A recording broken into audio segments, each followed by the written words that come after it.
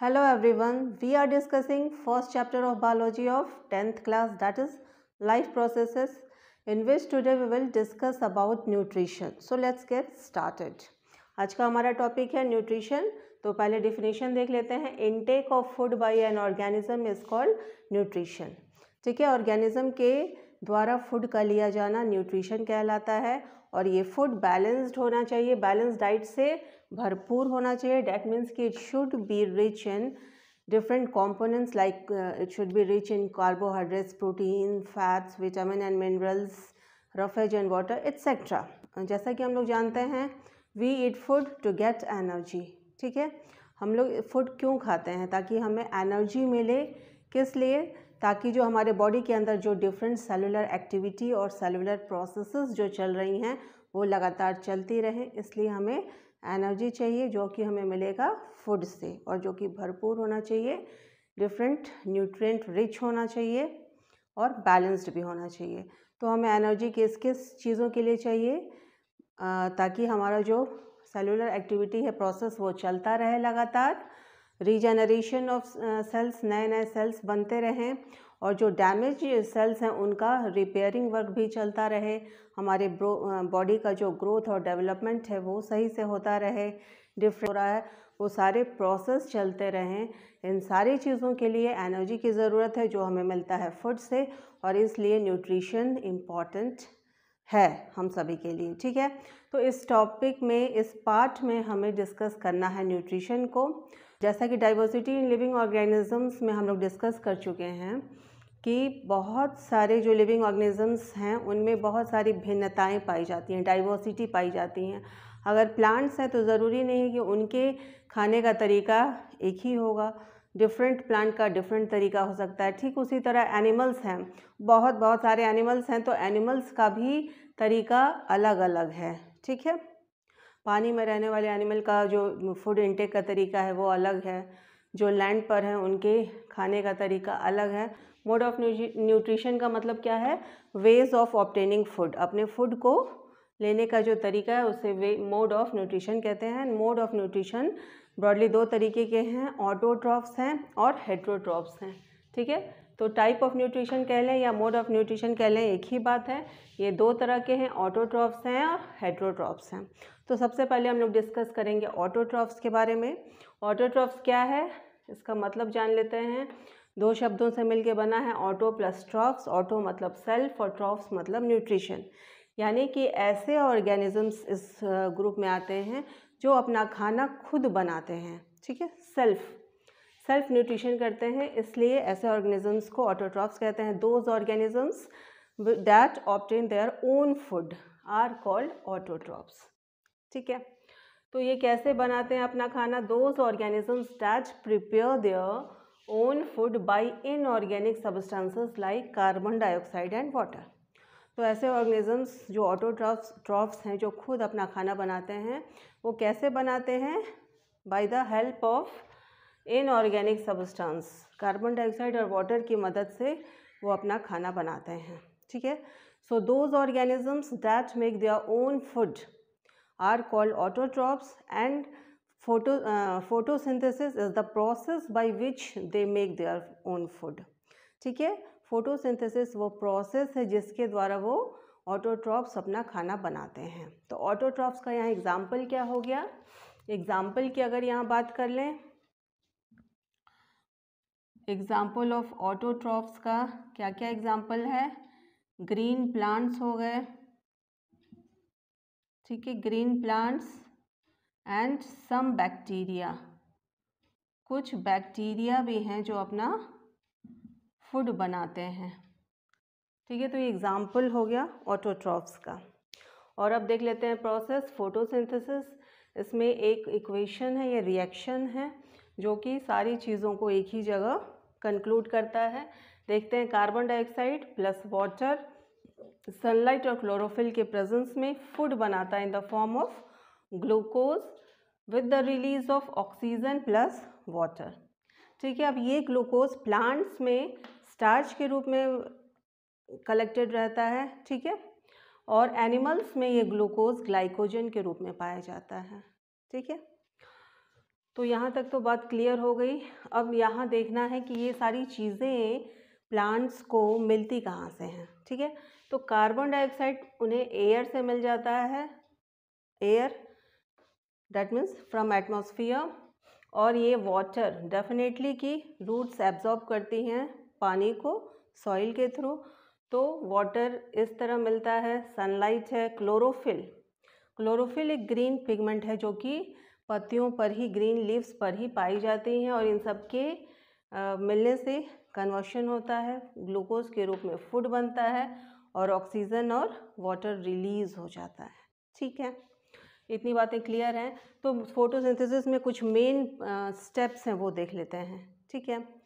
और ये तो हम सभी जानते ही हैं कि लीफ जो है वही जगह है, वो प्लेस है जहाँ पर कि फोटोसिंथेसिस का इम्पॉर्टेंट फंक्शन परफॉर्म होता है। तो जो मेन स्टेप है इसमें absorption of light by chlorophyll, ठीक है। क्लोरोफिल एक ग्रीन पिगमेंट है जो कि प्रेजेंट रहता है पत्तियों पर, और इस क्लोरोफिल का क्या काम है, ये सनलाइट को एब्जॉर्ब करता है, ठीक है। जैसे हम अपना खाना घरों में बनाते हैं, जैसे हमें बनाना है चावल, तो उसके लिए हमें क्या क्या रॉ मटेरियल्स चाहिए, चावल और पानी चाहिए, ठीक है।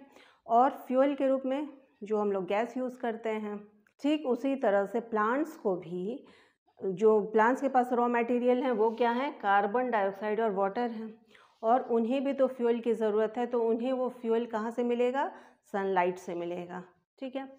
तो क्लोरोफिल का क्या काम है, वो सनलाइट को एब्जॉर्ब करती हैं। पहला स्टेप यही है कि जब क्लोरोफिल सनलाइट को एब्जॉर्ब कर लेंगी तभी जाके नेक्स्ट स्टेप शुरू होगा, और वो है नेक्स्ट प्रोसेस 2 स्टेप्स का है, जिसमें क्या है, conversion of light into chemical energy, ठीक है। सेकेंड प्रोसेस में 2 स्टेप हैं। पहला स्टेप क्या है कि लाइट एनर्जी जो क्लोरोफिल ने एब्जॉर्ब किया है उसका कन्वर्शन हो जाएगा किस में, केमिकल एनर्जी में। और सेकेंड प्रोसेस क्या है, फोटोलाइसिस ऑफ वाटर। फोटोलाइसिस का क्या मतलब है कि लाइट के प्रेजेंस में ब्रेक डाउन होना। किसका ब्रेक डाउन होना, वाटर मॉलिक्यूल्स का ब्रेक डाउन होना। किस में ये टूटेगा, वाटर, हाइड्रोजन प्लस ऑक्सीजन में ये टूट जाते हैं।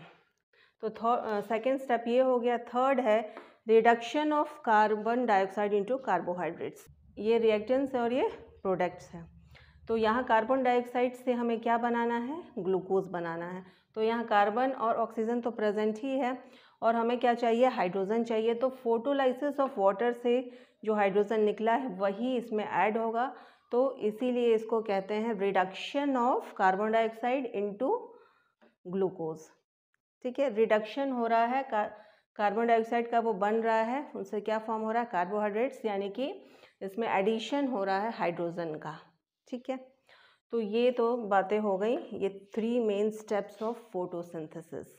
अब अगर किसी भी लीफ का अगर हम क्रॉस सेक्शन लेते हैं, जैसे उसका जो मेन एक्सिस है उसे परपेंडिकुलर कट करके, और उससे जो स्लाइड हमने तैयार किया है उसको अगर माइक्रोस्कोप के अंडर देखें तो हमें इस तरह का स्ट्रक्चर दिखाई देगा।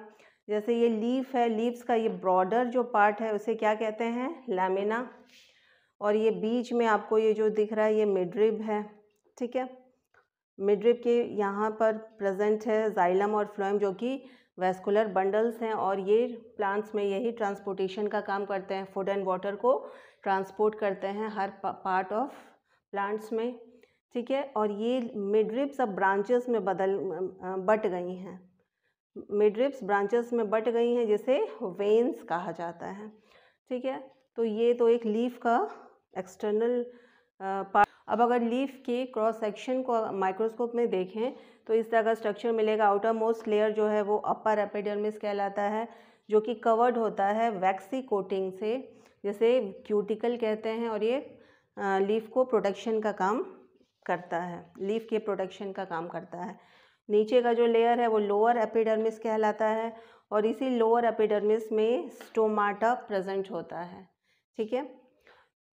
अभी स्टोमाटा के बारे में हम लोग बात करेंगे। और बीच में ये जो चीज़ें हमें दिख रही हैं ये क्या हैं, जब भी हम माइक्रोस्कोप में देखेंगे क्रॉस सेक्शन ऑफ लीफ तो हमें ग्रीन डॉट्स या कहीं कहीं दिखाई देंगे, और वही ग्रीन स्पॉट जो हैं वो क्या है, क्लोरोप्लास्ट है जिसके अंदर क्लोरोफिल पिगमेंट पाया जाता है, जिसके पास एबिलिटी होती है एब्जॉर्प्शन ऑफ सनलाइट की, ठीक है, और जो कि इम्पॉर्टेंट है फोटोसिंथेसिस के लिए। तो ये क्लोरोप्लास्ट के स्ट्रक्चर है जो कि अपर और लोअर एपिडर्मिस के बीच में पाया जाता है। एयर स्पेसेस हैं यहाँ पर, ठीक है। तो ये क्रॉस सेक्शन ऑफ लीफ हो गया, ठीक है। अब देखते हैं कि लीफ के पास वाटर तो हमें जड़ से पहुँच रहा है, ठीक है, सॉइल से वाटर एब्जॉर्ब किया और जड़ से फिर लीफ तक पहुँचा दिया, ठीक है। लेकिन कार्बन डाइऑक्साइड कैसे पहुँचेगा पत्तियों तक? तो पत्तियों में क्या होता है, यहाँ स्टोमेटल पोर्स होते हैं, पत्तियों पर छोटे छोटे पोर्स होते हैं, इसी से गैसियस एक्सचेंज होता है।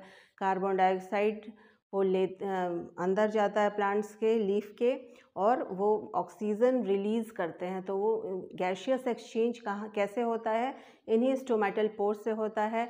और ये स्टोमेटल पोर्स कवर्ड होते हैं, ये पोर्स जो हैं वो खुल जाएंगे और गैसियस एक्सचेंज इजीली हो पाएगा। और जैसे ही वाटर का फ्लो बंद होगा, गार्ड सेल्स जो हैं वो श्रिंक कर जाएंगे और स्टोमेटल पोर्स जो हैं वो close. So opening and closing of stomatal pores is controlled by guard cells. तो ये हो गया स्टोमेटल पोर्स के बारे में। ये पोर्स हो गया, गार्ड सेल्स हैं किडनी शेप के, ठीक है। क्लोरोप्लास्ट, ये छोटे छोटे ये जो स्ट्रक्चर दिख रहे हैं ये क्लोरोप्लास्ट है। क्लोरोप्लास्ट के अंदर क्लोरोफिल होता है, ठीक है। ये सारा इन्फॉर्मेशन मैंने लगभग आपको दे दिया है ऑटोट्रॉफ्स टॉपिक के अंदर। अब ये जो तीनों मेन स्टेप्स हैं वो ज़रूरी नहीं है कि सारे प्लांट्स में तुरंत ही हों, एक साथ ही एक के बाद एक हों। डेजर्ट प्लांट्स में क्या होता है कि नाइट के समय में कार्बन डाइऑक्साइड को पत्तियां जो हैं वो स्टोर कर लेती हैं, ठीक है, और फॉर्म कर लेती हैं, इंटरमीडिएट्स बना लेती हैं कार्बन डाइऑक्साइड से। और नेक्स्ट डे जब सनलाइट उन्हें मिलता है तब उनका आगे का प्रोसेस चलता है, ठीक है।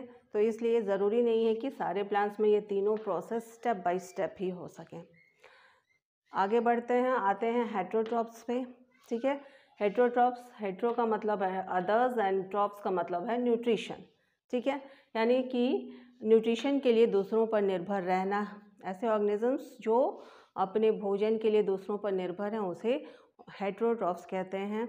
सो those organisms that are dependent on others for their food are called heterotrophs, ठीक है। तो इस हेट्रोट्रॉप्स का क्या एग्जाम्पल है? बहुत सारे एनिमल्स हैं, कुछ एक्सेप्शनल प्लांट्स भी हैं जो कि हेट्रोट्रॉप्स हैं, इंसेक्ट्स हैं, ठीक है। तो ये सारे एग्जाम्पल्स हैं हेट्रोट्रॉप्स के। मोड ऑफ न्यूट्रिशन के हिसाब से हेट्रोट्रॉप्स को 3 भागों में बांटा गया है, saprotrophs, parasites and holozoic mode of nutrition, ठीक है। तो सेप्रोफिटिक में क्या होता है? सेप्रोफिटिक, सेप्रो मतलब है रॉटन, ऐसे ऑर्गेनिजम्स जो सड़े गले चीज़ों से अपने भोजन को लेते हैं वैसे ऑर्गेनिजम्स को सेप्रोफाइट कहते हैं। So those organisms that obtain their food from the dead and decaying organic matter of plant and animals are called saprophytes, and the mode of nutrition is called saprophytic mode of nutrition. So here organisms obtain food from dead and decaying matter of plant animals decay, and their examples are fungi, mushroom, yeast and many bacteria. The second is the parasitic mode of nutrition, ठीक है। Second क्या है? Parasites होते हैं जो कि क्या करते हैं कि किसी भी ऑर्गेनिजम्स के पर अटैक करते हैं, उन पर रहते हैं और उनके ही फूड एंड न्यूट्रिएंट्स को एक्वायर करते हैं, एब्जॉर्ब करते हैं और आराम से अपनी ज़िंदगी बिताते हैं, ठीक है। तो ऐसे ऑर्गेनिज्म को पैरासाइट कहते हैं। दोज ऑर्गेनिजम्स दैट लीव्स और फीड ऑन अदर ऑर्गेनिज्म और host is called parasites, and such type of mode of nutrition is called parasitic mode of nutrition, and their examples are ticks, lice, leeches, tapeworms, ठीक है। ये सारे ऐसे organisms हैं जो कि दूसरे ऑर्गेनिजम्स पर चिपक के या तो बाहरी रूप से उसके ऊपर चिपके या अंदरूनी तरीके से उसके अंदर जाकर उसे फूड इनटेक करते हैं और अपनी ज़िंदगी, अपना लाइफ जीते हैं। और एग्जांपल है कसकटा, जिसे कि अमर बेल कहते हैं, प्लांट्स हैं, प्लांट्स पर अटैक करते हैं, फंजाई हैं, बैक्टीरिया हैं, प्लाज्मोडियम हैं, ये सारे एग्जांपल्स हैं पैरासाइट के। नेक्स्ट है जो मोड है वो है होलोजोइक मोड ऑफ न्यूट्रिशन। ठीक है, इसमें क्या होता है कि इसमें ऑर्गेनिजम्स जो हैं, organisms takes complex organic food by the process of ingestion. ठीक है, ऑर्गेनिजम्स जो हैं वो कॉम्प्लेक्स ऑर्गेनिक फूड को इंजेक्शन प्रोसेस के थ्रू अपने बॉडी में ले लेती हैं और बाद में उसका डाइजेशन, एब्जॉर्प्शन और इजेशन वगैरह करती हैं। ठीक है, तो इसके एग्जांपल्स क्या हैं? मोस्ट ऑफ द एनिमल्स हैं, ह्यूमन बींग्स भी हैं और different animals, cat, dog, tiger etcetera. और यूनिसेलुलर ऑर्गेनिजम्स की अगर बात कर लें तो अमीबा और पारामीशियम इसके एग्जांपल्स हैं। तो अमीबा का देख लेते हैं, ये जो न्यूट्रिशन इन अमीबा, अमीबा एक यूनिसेलुलर ऑर्गेनिजम्स हैं, पानी में रहता है, अकेले सिंगल सेल का बना है। जो भी बॉडी का प्रोसेस है जैसे न्यूट्रिशन हो गया, रेस्पिरेशन हो गया, एक्सक्रीशन, ये सब एक ही सेल को करना है। तो न्यूट्रिशन यहाँ देख लेते हैं अमीबा कैसे करता है। अमीबा यूनिसेलुलर है और इसकी दूसरी इंपॉर्टेंट बात यह है कि अपने बॉडी शेप को चेंज कर सकता है। ठीक है, तो जब इसे फूड खाना होता है ये अपने बॉडी को एक्सटेंड करता है और एक्सटेंड करने से फिंगर लाइक प्रोजेक्शंस बनते हैं जिसे सीडोपोडिया कहा जाता है। ठीक है, तो ये देखिए यहाँ सीडोपोडिया, फूड को, यहाँ फूड है, अमीबा ने जैसे ही फूड देखा उसने अपने बॉडी को एक्सटेंड किया, फिंगर लाइक प्रोजेक्शन बनाया और उसे सीडोपोडिया कहते हैं। इसी सीडोपोडिया की मदद से उसने फूड को एनगल्फ कर लिया, फूड अंदर आ गया और ये कवर्ड हो गया फूड वैक्यूल से और डाइजेशन का प्रोसेस स्टार्ट हो गया। अब जब डाइजेशन हो चुका तो वेस्ट मटेरियल बाहर निकल जाएगा इजेशन प्रोसेस से। तो ये चारों प्रोसेस जो इस अमीबा में हो रहा है वो क्या है? इंजेशन, डाइजेशन, एब्जॉर्प्शन और इजेशन। यहाँ इंजेशन हुआ यानी उसने फूड को एनगल्फ कर लिया सीडोपोडिया की मदद से, और डाइजेशन का प्रोसेस, ठीक है, यहाँ पर डाइजेशन का प्रोसेस हुआ, यहाँ एब्जॉर्प्शन का प्रोसेस हुआ न्यूट्रिएंट्स का, और यहाँ वेस्ट मटेरियल के निकलने को इजेशन कहते हैं। तो ये सारे प्रोसेस हो गए, न्यूट्रिशन इन अमीबा हो गया, हमने हेटेरोट्रॉफ्स भी देख लिया, ऑटोट्रॉफ्स भी देख लिया। So this is all about nutrition. Thank you.